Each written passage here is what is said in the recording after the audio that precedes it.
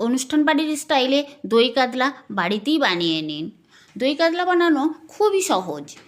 দই কাতলা বানানোর জন্য 4 পিস মাছ নিয়েছি। লবণ হলুদ মাখিয়ে মাছটা আমি ম্যারিনেট করে নেব।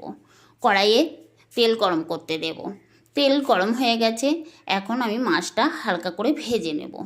এপিঠ ওপিঠ উল্টে খুব কড়া করে ভাজবে না, হালকা ভাজা হয়ে গেছে তুলে নেব। ফোড়নে দেব 2টো শুকনো লঙ্কা, গোটা গরম মশলা, তেজপাতা, পেঁয়াজ বাটা।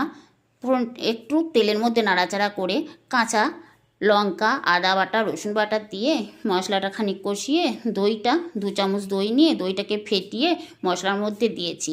আবার কিছুক্ষণ নাড়াচাড়া করে লবণ দিয়ে মশলাটা কষে এখন পোস্ত আর কাজু বাদাম বাটা দিয়ে আর একবার নাড়াচাড়া করে নেব।